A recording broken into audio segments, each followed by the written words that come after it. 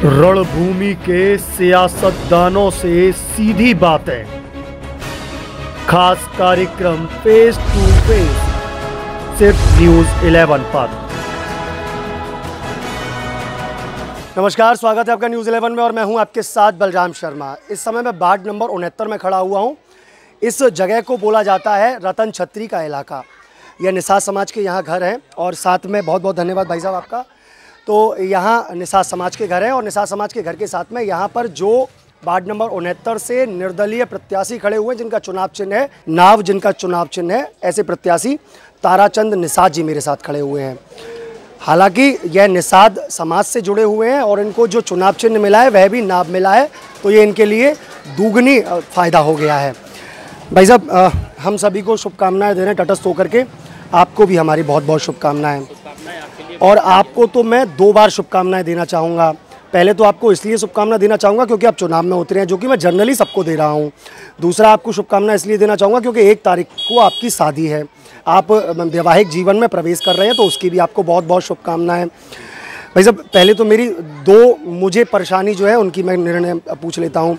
मतलब मैं आपको अगर कॉल करता हूँ आपके नंबर पर, तो आपके जो पीए हैं या आपके संगी के साथी हैं वह कहते हैं कॉल उठा करके भाई साहब 10 मिनट बाद बात करिएगा। ऐसे में भाई साहब, जब मुझे 10 मिनट का समय मिलता है तो मैं जनता के लिए कितने मिनट का समय समझूं। दूसरी चीज़, अभी आप जिस तरीके से जद्दोजहद, मैं जनता को भी बता दूं, आज बड़ी जद्दोजहद हुई है इनके साथ में।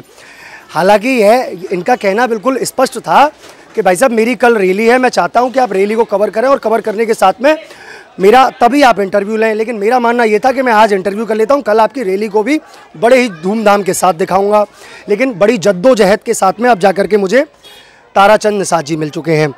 तो भाई साहब, पहले तो ये फ़ोन वाला आप बता दीजिए ज़रा, ऐसा क्यों हुआ कि मुझे 10 मिनट का समय जब मुझे मिला तो जनता के लिए क्या होगा? मेरे भैया पे फ़ोन था और वो जो है फ़ोन संबोधन कर रहे थे रैलियों को, तो वहाँ संपर्क थे, इसलिए वो नहीं उठा पाए फ़ोन को। चलिए कोई बात नहीं। भाई साहब, किन मुद्दों को लेकर के जनता के बीच में जा रहे हैं और जनता का रुझान किस तरीके का आ रहा है?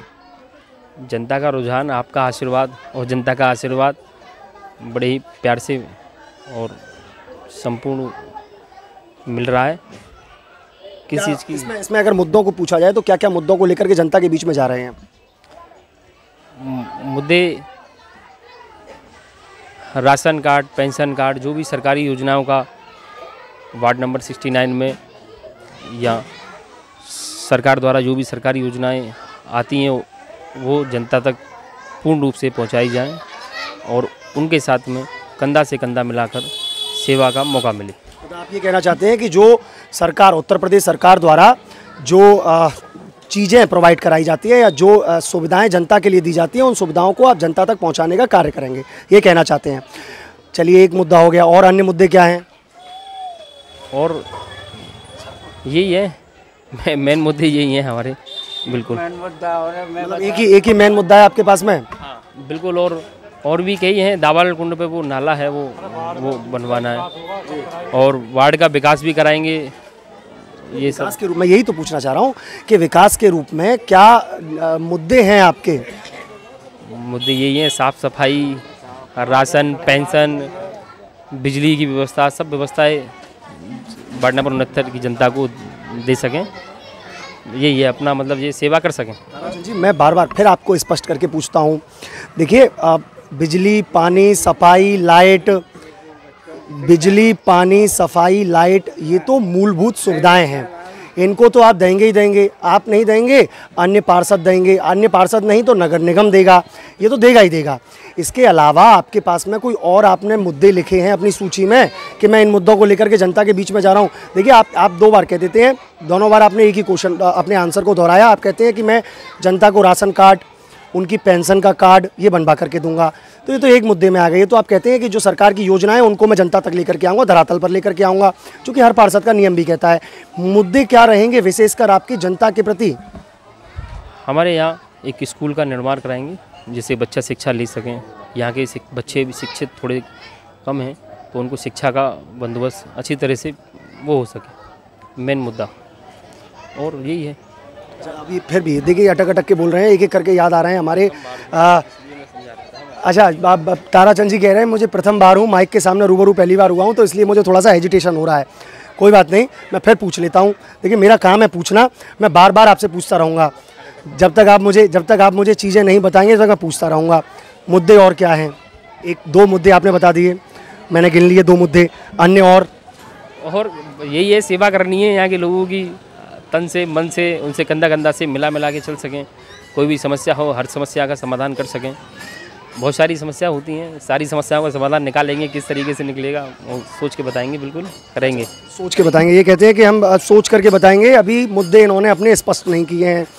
हालांकि वह कहते हैं कि फर्स्ट टाइम है मेरा ये इंटरव्यू का, तो मैं मान सकता हूँ कि हो सकता है एजिटेशन में आ रहे हो, लेकिन फिर भी ये कहते हैं कि 2 मुद्दे तो मेरे पास में अभी भी हैं, बाकी के मुद्दे मैं सोच करके बताऊँगा। भाई साहब चुनाव लड़ रहे हैं, ये जो वार्ड नंबर 69 है ये इस समय बड़ा चर्चाओं का विषय बना हुआ है।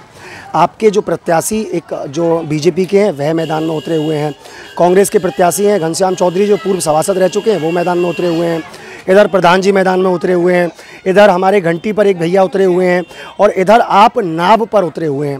किससे टक्कर मान रहे हैं?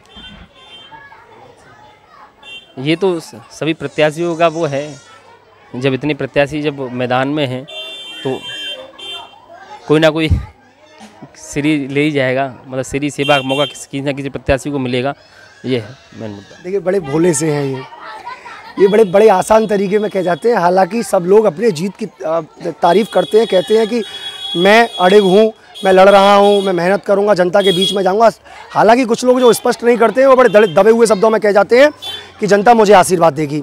ऐसे में वह कह देते हैं देखिए सब प्रत्याशी उतरे हुए हैं, सब अच्छे हैं और जनता देगी किसको देखते हैं, बड़े आसान शब्दों में वह कह जाते हैं। भाई साहब किसी से तो टक्कर मान रहे होंगे, फाइट किसी से तो मान रहे होंगे कि आपको उससे बेहतर करके लेके आना है। जब कोई आदमी एग्ज़ाम देने जाता है तो वो एग्ज़ाम में ये सोचता है कि मुझे 10th पास करनी है तो मुझे फिर 12th में जाऊँगा मैं या 11th में जाऊँगा मैं। तो ऐसे में कोई तो आपको टक्कर पे लग रहा होगा। क्लास में भी बहुत सारे बच्चे ऐसे होते हैं जो हमसे ज़्यादा होशियार होते हैं, तो हम कहते हैं नहीं अब की बार इसको मात दे करके मुझे आगे निकलना है। तो ऐसे में भाई साहब कोई तो ऐसा लग रहा होगा कि जो मुझे टक्कर दे रहा है या कोई टक्कर पे नहीं है।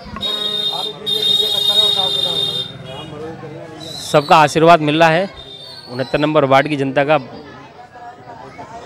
हर तरीके से प्यार मिल रहा है और मिलता रहेगा और सेवा करते रहेंगे, बस यही टक्कर नहीं है किसी से। और हमारी टक्कर केवल बीजेपी से हमारी टक्कर बस बीजेपी से है। बिल्कुल देखिए उनके जो समर्थक यहाँ खड़े हुए हैं, बहुत सारी संख्या में यहाँ उनके समर्थक खड़े हुए हैं, जिनमें कुछ बुजुर्ग भी हैं, कुछ अनुभवी भी हैं और वह कहते हैं उनसे बगल से कि आप कहिए कि बीजेपी से हमारी टक्कर है। भाई साहब बीजेपी से टक्कर मान रहे हैं आप?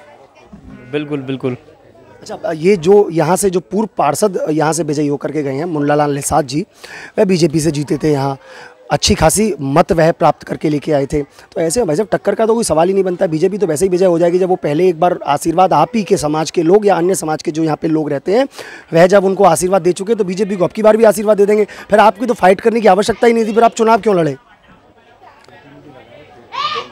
यहाँ के लोगों का प्यार था, जनता आशीर्वाद दे रही है, ये है। या 69 वार्ड से अपने यहाँ से कोई प्रत्याशी नहीं था अब की बार, तो इसलिए प्रथम ये है कि हमारे यहाँ के मुन्नालाल भैया जी हैं पार्षद जी, पूर्व पार्षद जी, उनको टिकट भी नहीं दी गई थी बीजेपी में, तो इसलिए हम सोच रहे हैं हमारे वार्ड से हम सेवा कर सके अच्छे थे, इसलिए हम। अच्छा, मुन्नालाल जी को टिकट नहीं मिली इसलिए आप चुनाव मैदान में उतरे हैं? नहीं, उससे पहले से भी हमारा था, हम सेवा का मौका और करना चाहते थे, उससे पहले भी ये था। पहले से ही मन बना रखा था कि मुझे चुनाव लड़ना है अब की बार पार्षदी का?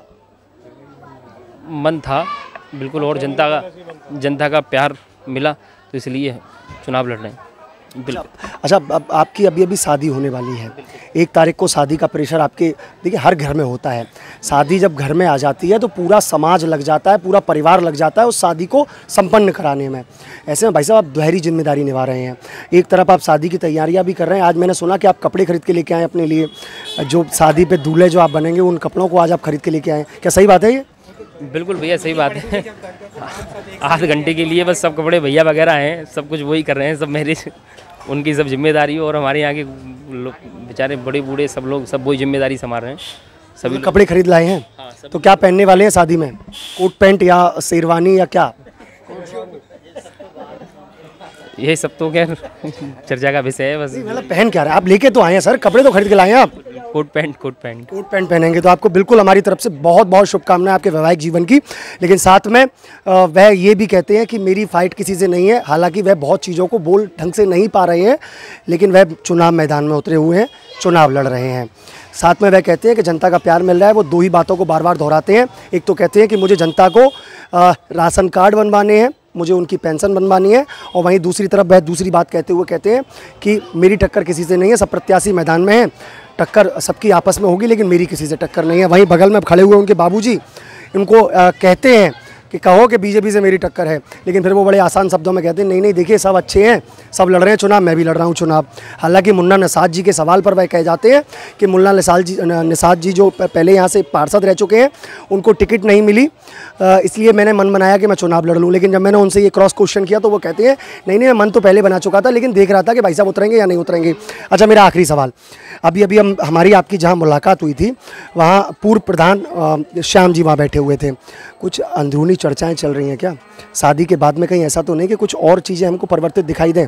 देखिए, शादी के बाद में आप तो परिवर्तित दिखाई देंगे ही देंगे, क्योंकि आप एक अब जो आप अकेले जिंदा दिली के साथ में घूमते हैं, फिर आपके एक बंदिशें आ जाएंगी, आप एक परिवार में बंध जाएंगे। तो ऐसे में भाई साहब उसके साथ साथ में क्या दूसरी वह वहाँ पे भी तो कहीं कोई परिवार में बंधने की कोशिश नहीं चल रही है? ऐसा कुछ नहीं है, वहाँ बड़े बूढ़े थे, उनका आशीर्वाद और प्यार लेने के लिए गए थे, बस यही है। प्यार लेने गए थे, मतलब आप ये मानते हैं कि आप प्रधान जी का भी प्यार लेने गए थे, उनका भी आशीर्वाद लेने गए थे? बिल्कुल बिल्कुल, सभी का आशीर्वाद लेंगे बिल्कुल। तो वाकई में बड़े ही सुलझे हुए यह प्रत्याशी वार्ड नंबर 69 में हम इस समय खड़े हुए हैं। यह रतन छत्री का इलाका है और इस जगह पर यहाँ से जो हमारे ताराचंद्र निषाद हैं वह चुनाव लड़ रहे हैं। उनका चुनाव चिन्ह है नाव। आपको वैसे एक चीज़ तो मुझे साफ तौर पर दिखाई देती है, आप निषाद समाज से बिलोंग करते हैं, इसके बाद में आपको नाव मिल जाती है। क्या ये पहले से मन बनाया था आपने कि मुझे नाव मिलेगी, या आपने जो 3 सिंबल जो चुने जाते हैं उनमें नाव चुनी थी पहले आपने? 3 सिंबल चुने थे जिसमें नाव फर्स्ट पे थी। फर्स्ट पे थी तो वही आपको मिल गई? बिल्कुल। तो ये एक अच्छा साइन है आपके लिए, गुड साइन है? हाँ बिल्कुल गुड साइन है। जहाँ भगवान श्री राम जी पार लगाए थे केवटराज जी ने, उसमें भी 3 ही थे, राम लक्ष्मण सीता, या नंबर भी 3 है। 3 नंबर का खाना दबाना है और विजयी ताराचंद भैया को विजयी बनाना है। ये वो बड़े आसान तरीके से अपना प्रचार भी कर देते हैं। तो ये रही हमारे साथ में वार्ड नंबर 69 के निर्दलीय प्रत्याशी जिनका चुनाव चिन्ह नाव है, ताराचंद निषाद जी हमारे साथ में रहे। चर्चाएं रही हमारी, ऐसी अन्य चर्चाओं को देखने के लिए जुड़े रही न्यूज़ 11 के साथ में अपने सहयोगी हर्ष गोस्वामी के साथ मैं बलराम शर्मा, न्यूज़ 11 वृंदावन।